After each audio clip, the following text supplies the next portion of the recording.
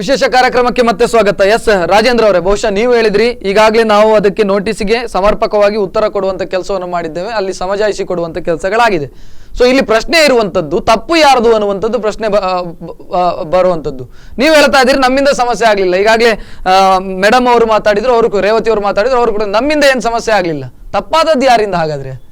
ನೀವು ಬೆಂಗಳೂರಿಗೆ ಅಲೆದಾಡಬೇಕಾದಂತ ಪರಿಸ್ಥಿತಿ ನಿರ್ಮಾಣ ಆದದ್ದು ಯಾರಿಂದಾಗಿ? ನಿಮ್ಮಿಂದಾಗಿ ಆದದ್ದು, ಅಧಿಕಾರಿಗಳಿಂದ ಆದದ್ದು ಅಂತ ಸ್ಪಷ್ಟವಾಗಿ ನೋಡುವಂಥದ್ದಂದ್ರೆ ಅಧಿಕಾರಿಗಳಿಂದಲೇ ಇದು ಸಮಸ್ಯೆ ಉಂಟಾಗಿದೆ. ಯಾಕಂದ್ರೆ ನಾನು ಹೇಳುವಂಥದ್ದು, ಯಾವುದು ಪ್ರತಿಯನ್ನು ಕೊಡುವಾಗ ಕೂಡ ನಮಗೆ ಇಲ್ಲಿ ದಾಖಲೆಗಳು ಇಲ್ಲಿ ಬೇಕು. ನಾವು ಇಲ್ಲಿ ಎಲ್ಲಿಯೂ ಕೇಳಿದ್ರು ನಮಗೆ ಒಂದು ನಾವು ಕೊಟ್ಟಂತ ಲೆಕ್ಕಪತ್ರ ದಾಖಲೆಗಳು ಇಲ್ಲ, ಇಲ್ಲಿ ಯಾವುದೋ ಒಂದು ಜೆರಾಕ್ಸ್ ಪ್ರತಿ ಕೂಡ ಇಲ್ಲ. ಇದನ್ನು ಇಟ್ಟುಕೊಂಡು ಕೊಡುವಂತ ಕೆಲಸವನ್ನು ಅಧಿಕಾರಿಗಳು ಮಾಡಬೇಕಿತ್ತಲ್ಲ, ಅದನ್ನು ಮಾಡಲಿಲ್ಲ ಇವರು.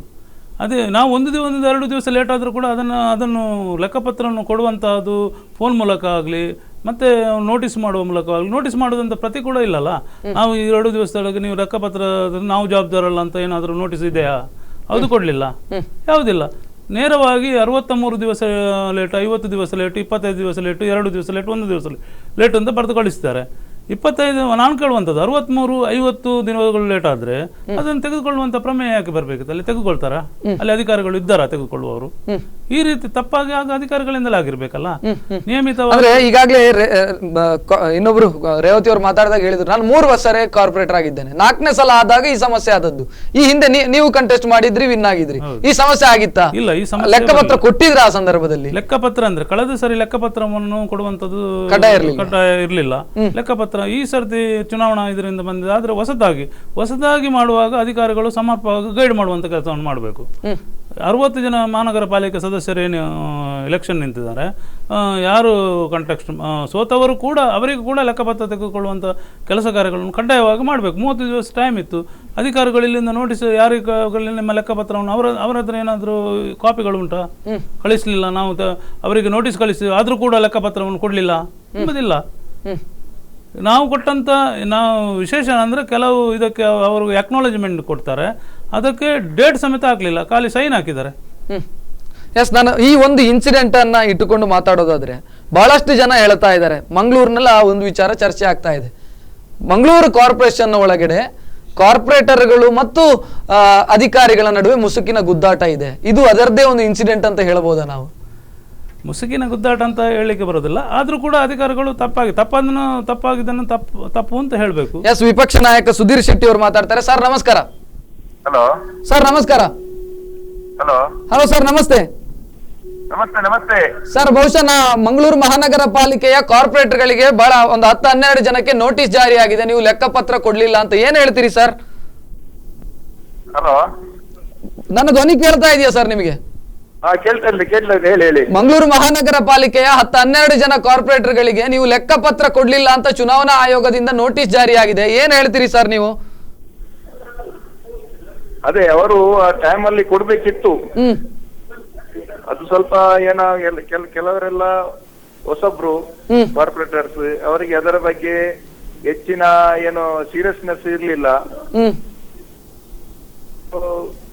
ಕೊಡುವಾಗ ಸ್ವಲ್ಪ ಲೇಟ್ ಆಗಿದೆ. ಕೆಲವು ಅಂದ್ರೆ ಅದರಲ್ಲಿ ಸುಮಾರು ಒಂದು 10 ಜನರಲ್ಲಿ ಒಂದು 6 ಜನ ಏನ ಡೇಟಿನ ಏನು ನೆಕ್ಸ್ಟ್ ಡೇ ಕೊಟ್ಟಿದ್ದಾರಂತೆ, ಕೆಲವರು ಅವಧಿ ಕೊಟ್ಟಿದ್ದಾರೆ. ಹಾಗೆ ವ್ಯತ್ಯಾಸ ಆಯ್ತು. ಮೋಸ್ಟ್ಲಿ 4 ಜನ ಹೊಸಬ್ರು, ಅವರಿಗೆ ಅದರ ಬಗ್ಗೆ ಮಾಹಿತಿಯ ಕೊರತೆಯಿಂದಾಗಿ ಮತ್ತೆ ಇಲ್ಲದೆ ಇರುವುದರಿಂದಾಗಿ ಅವರು ಸ್ವಲ್ಪ ಕೊಡುವಾಗ ಲೇಟ್ ಆಗಿದೆ. ಅವರು ಮಾಡಿರುವಂತದ್ದು ತಪ್ಪೆ. ಅಂದ್ರೆ 4 ಸಲ ಗೆದ್ದವರಿಗೂ ಕೂಡ ನೋಟಿಸ್ ಜಾರಿ ಆಗಿದೆ, ಅವರಿಗೂ ಗೊತ್ತಿರ್ಲಿಲ್ಲ ಅಂತ ತಾವು ಹೇಳುವಂತದ್ದು. 4 ಸಲ ಗೆದ್ದವರಿಗೂ ನೋಟಿಸ್ ಜಾರಿಯಾಗಿದೆ ಚುನಾವಣಾ ಆಯೋಗದಿಂದ. ಅಂದ್ರೆ ಇಲ್ಲಿ ಅವರು ಹೇಳ್ತಾ ಇರುವಂತದ್ದು ಅಧಿಕಾರಿಗಳದ್ದು ತಪ್ಪಿದೆ ಅಂತ ಒಪ್ತೀರಾ ಸರ್? ಇಲ್ಲ, ಅದೆಲ್ಲ ನಾವು ಒಂದ್ಸಲ ನಾವು ಜವಾಬ್ದಾರಿಯುತ ಮಹಾನಗರ ಪಾಲಿಕೆಯ ಸದಸ್ಯರಾದ ಮೇಲೆ ಅದರ ಬಗ್ಗೆ ಏನು ನಮ್ಮ ಲೆಕ್ಕಪತ್ರ ಏನೆಲ್ಲ ಇದೆ ಅದನ್ನೆಲ್ಲ ಕೊಡುವಂತದ್ದು ನಮ್ಮ ಜವಾಬ್ದಾರಿ. ಅದು ಅಧಿಕಾರಿಗಳ ನಾವು ಅಧಿಕಾರಿಗಳು ನಾವು ಅದನ್ನು ಪಾಲನೆ ಮಾಡುವಂತದ್ದು ನಾವು ಅಲ್ವಾ. ಅವರು ಏನು ಪದೇ ತಿಳಿಸುವಂತ ಕೆಲಸವನ್ನು ನನ್ನ ಅಂದ್ರೆ ಕೊಡಿ, ಇಲ್ಲದಿದ್ರೆ ನಾವು ಲೆಕ್ಕಪತ್ರ ಸಬ್ಮಿಟ್ ಮಾಡಿದ ಮೇಲೆ ಮತ್ತೆ ಸಮಸ್ಯೆ ಆಗ್ಬೋದು ಅಂತ ಹೇಳಿ ಮೊದಲೇ ಹೇಳಿದ್ದಾರೆ. ಹ್ಮ್. ಹಾಗಾಗಿ ಅಧಿಕಾರಿಗಳ ಬಗ್ಗೆ ನಾವು ಅಧಿಕಾರಿಗಳಿಗೆ ಅದರ ಬಗ್ಗೆ ಅವರು ಮಾಡಿರುವಂತ ತಪ್ಪು ಅಂತ ಹೇಳಿಕ್ಕೆ ಆಗುದಿಲ್ಲ. ಅದು ನಾವು ಮಾಡಿದಂತದ್ದೇ ತಪ್ಪು, ಮಹಾನಗರ ಪಾಲಿಕೆಯ ಸದಸ್ಯರೇ ಮಾಡಿರುವಂತ ತಪ್ಪು. ಹಾಗಾಗಿ ಮಹಾನಗರ ಪಾಲಿಕೆಯ ಸದಸ್ಯರೇ ಅದಕ್ಕೆ ಬದ್ಧರಾಗಿದ್ದು ಅವರಿಗೆ ಅದನ್ನು ಸರಿ ಮಾಡ್ಬೇಕಿತ್ತು. ಸೊ ಇದು ಒಂದು ಪಾಠ ಅಂತ ಅನಿಸೋದಿಲ್ವಾ ಸರ್ ನಿಮಗೆ? ಇನ್ನು 60 ಮುಂದಿನ ಚುನಾವಣೆ ಸಂದರ್ಭದಲ್ಲಿ ಒಂದು ಪಾಠ ಅಂತ ಅನಿಸೋದಿಲ್ವಾ? ಅಂದ್ರೆ ನೋಡಿ, ಒಂದು ನಾವು ಲೆಕ್ಕಪತ್ರ ನಾವು ಮಂಡನೆ ಮಾಡದೇ ಇದ್ರೆ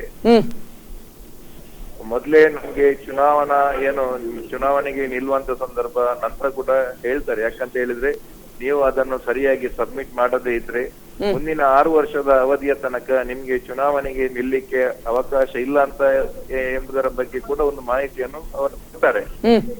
ಹಾಗಾಗಿ ಅದು ಮಹಾನಗರ ಪಾಲಿಕೆಯ ಸದಸ್ಯರದ್ದೇ ತಪ್ಪು. ಮತ್ತೆ ಮುಂದಕ್ಕೆ ಎಲ್ರಿಗೂ ಕೂಡ ಪಾಠ. ನೀವು ಹೇಳಿರುವಂತದ್ದು 100ಕ್ಕೆ 100 ಸತ್ಯ. ಅಂದ್ರೆ ಪ್ರತಿಯೊಬ್ರು ಕೂಡ ಇನ್ನು ಏನು ಅವರು ಸಮಯಾವಕಾಶ ಕೊಟ್ಟಿರ್ತದೆ ಆ ಅವಧಿಯೊಳಗೆ ಇನ್ನೆಲ್ಲರೂ ಕೂಡ ಏನು ಆ ಲೆಕ್ಕಪತ್ರವನ್ನು ಕೊಡುವಂತ ಕೆಲಸವನ್ನು ಖಂಡಿತ ಮಾಡ್ತಾರೆ. ಎಸ್ ಸರ್, ಧನ್ಯವಾದಗಳು ಮಾತಾಡೋದಕ್ಕೆ. ಸುಧೀರ್ ಶೆಟ್ಟರ್ ಹೇಳಿದ್ರು ಅದೇನೆ, ಕಾರ್ಪೊರೇಟರ್ಗಳದ್ದೇ ತಪ್ಪಿದೆ ಇದರಲ್ಲಿ. ಅವರು ಮಾಡಬೇಕಿತ್ತು, ಅವರಿಗೆ ಗೊತ್ತಿರಬೇಕಿತ್ತು ಈ ಬಗ್ಗೆ. ನಮ್ಮ ಜವಾಬ್ದಾರಿ ಅದು, ನಮ್ಮ ಕರ್ತವ್ಯ ಆಗಿತ್ತು. ಅವರು ಒಂದು ವಿಷಯವನ್ನು ಹೇಳಿದರು, ಮಾಹಿತಿಯ ಕೊರತೆ ಇರುವಂಥದ್ದು, ಮಾಹಿತಿಯ ಕೊರತೆ ಇದೆ ಅಂತ. ಕೆಲವರಿಗೆ ಮಾಹಿತಿ ಆಗೋದನ್ನು ಕೊಡುವಂಥದ್ದು ಸಮಯ ಮೀರಿ ಕೊಡುವಂಥದ್ದು. ಈಗ ನಾವು ಈಗ ಕೊಟ್ಟಂಥದ್ರಲ್ಲಿ 1-2 ದಿವಸ ಲೇಟ್ ಆದರೆ ಅದನ್ನು ಅಧಿಕಾರಿಗಳು ಅದನ್ನು ಹೇಳಿಸಿ ಮಾಡಿಸುವಂಥ ಕೆಲಸವನ್ನು ಮಾಡಬೇಕಂತ ಹೇಳುವಂಥದ್ದು. ಇದೊಂದು ಪಾಠ ಅಂತ ಅನಿಸೋದಿಲ್ಲ ನಿಮಗೆ? ಮುಂದಿನ ಚುನಾವಣೆಯಲ್ಲೂ ಕೂಡ 60 ಜನ ಕಾರ್ಪೊರೇಟರ್ಗಳಿಗೆ ಇಷ್ಟು ಜನಕ್ಕೆ ನೋಟಿಸ್ ಜಾರಿಯಾಗಿದೆ ಅಂತ ಹೇಳಿದ್ರೆ ನಿಮಗೆ ಇದೊಂದು ಪಾಠ ಅಂತ ಅನಿಸ್ತದೆ ಅದು. ಯಾಕಂದ್ರೆ ಮುಂದಿನ ದಿನಗಳಲ್ಲಿ ಕೂಡ ಇಂಥ ತಪ್ಪು ಮನುಷ್ಯ ಮಾಡುವುದು ಸ್ವಾಭಾವಿಕ. ಅದು ತಪ್ಪುಗಳು ಆಗದಾಗೆ ಮಾಡುವಂಥದ್ದು ಏನು ಈ ತಪ್ಪಾಗಿದೆ ಅದನ್ನು ಸರಿಪಡಿಸಿಕೊಳ್ಳುವಂಥದ್ದು. ಇನ್ನು ಮುಂದೆ ಇಂಥ ಇದು ಆಗಬಾರ್ದು ಎಂಬುದನ್ನು ಚುನಾವಣಾ ಇದರದ್ದು ಆಯೋಗದ ಒಂದು ಎಚ್ಚರಿಕೆಯ ಕರಗಂಟೆ ಅಂತ ಈ ಸಂದರ್ಭದಲ್ಲಿ ಹೇಳಲಿ ಸರ್. ನಾನು ಆಗ ಆ ವಿಚಾರವನ್ನ ಪ್ರಸ್ತಾಪ ಮಾಡಿದೆ. ಅಧಿಕಾರಿಗಳ ಜೊತೆಗೆ ಸಮಸ್ಯೆ ಇದೆಯಾ ಕಾರ್ಪೊರೇಟರ್ಗಳಿಗೆ, ಮಂಗಳೂರಿನ ಕಾರ್ಪೊರೇಟರ್ಗಳಿಗೆ? ಎತ್ತು ಏರಿಗೆ ಹೇಳಿದ್ರೆ ಕೋಣ ನೀರಿಗೆ ಇಳಿತು ಅನ್ನುವಂತ ಪರಿಸ್ಥಿತಿ ಇದೆಯಾ ಅಂತ ಬಹುಶಃ ನಮಗೆ ಅನಿಸ್ತಾ ಇದೆ. ಹಾಗೆ ತಾಳಮೇಳ ತಪ್ಪುತ್ತಾ ಇದೆಯಾ ಎಲ್ಲೋ ಮಂಗಳೂರು ಮಹಾನಗರ ಪಾಲಿಕೆ ಒಳಗೆ? ಇಲ್ಲ, ಹಾಗೇನಿಲ್ಲ. ಅಧಿಕಾರಿಗಳು ಕೂಡ ಒಳ್ಳೆ ಅಧಿಕಾರಿಗಳು.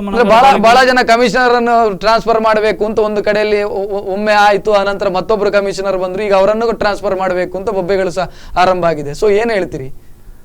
ಮಹಾನಗರ ಪಾಲಿಕೆಯಲ್ಲಿ ಕಮಿಷನರು ಯಾವುದು ಒಂದು ಕಮಿಷನರ್ ಅಂದ್ರೆ ಒಂದು ಯಾವುದು ಇಡೀ ನಗರ ಪಾಲಿಕೆಗೆ ಒಂದು ಮೇಲ್ಪಂಕ್ತಿ ಹಾಕುವಂಥವ್ರು. ಯಾಕಂದರೆ ಎಲ್ಲ ಕೆಲಸಗಳು ಕಮಿಷನರ್ನಲ್ಲಿ ಯಾವುದೋ ಒಂದು ಸಹಿ ಇಲ್ಲದೆ ಕೂಡ ನಗರ ಪಾಲಿಕೆಯಲ್ಲಿ ಯಾವುದೇ ಫೈಲ್ಗಳು ಮುಂದೂಡಲಿಕ್ಕೆ ಸಾಧ್ಯ ಇಲ್ಲ.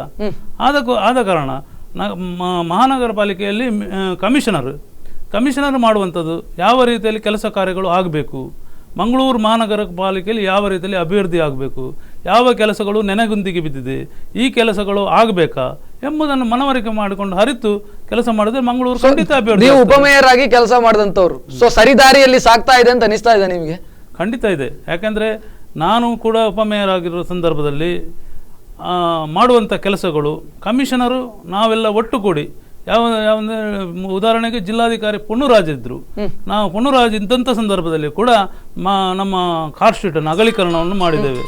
ಈ ಅಗಲೀಕರಣದಲ್ಲಿ ಎಲ್ಲರನ್ನು ಒಟ್ಟಿಗೆ ಕೊಂಡೋಗಿ ನಾವು ಮಹಾನಗರ ಪಾಲಿಕೆ ಸದಸ್ಯರಿರಲಿ ಮತ್ತು ಕಮಿಷನರ್ ಇರಲಿ ಇವರನ್ನೆಲ್ಲ ಒಟ್ಟಿಗೆ ಕೊಂಡು ಹೋದರೆ ಮಾತ್ರ ಈ ಕೆಲಸ ಕಾರ್ಯಗಳು. ಈಗ ನಮ್ಮ ಉಸ್ತುವಾರಿ ಸಚಿವರಾಗಿರತಕ್ಕಂಥ ಕೃಷ್ಣ ಪಳೆಮಾರರಾಗಲಿ, ಯೋಗೀಶ್ ಭಟ್ರಾಗಲಿ ಯಾವ ಒಂದು ಸಮಸ್ಯೆಗಳನ್ನು ಕುರಿತು ಚರ್ಚೆ ಮಾಡಿ ಯಾವ ರೀತಿಯಲ್ಲಿ ಅಭಿವೃದ್ಧಿ ಹೊಂದಬೇಕು ಎಂಬುದನ್ನು ಕಮಿಷನರ್ನಿಂದಲೇ ನೇರವಾಗಿ ಈ ಕೆಲಸ ಕಾರ್ಯಗಳು ಮಾಡಬೇಕು. ಈ ಕೆಲಸ ಕಾರ್ಯಗಳು ಆಗದಿದ್ದರೆ ನಮಗೆ ಹಿನ್ನಡೆ ಆಗ್ತದೆ.